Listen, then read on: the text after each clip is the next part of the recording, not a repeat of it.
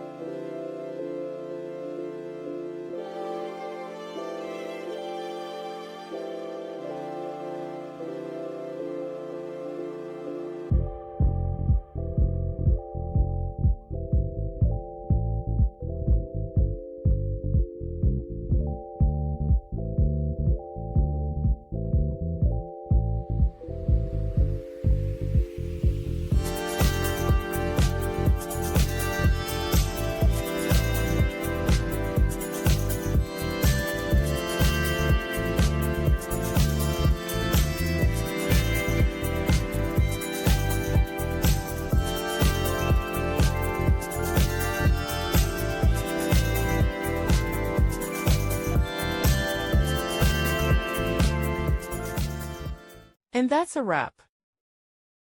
I hope you found the answer you were looking for. If you did, take a second to hit that subscribe button. It really helps out.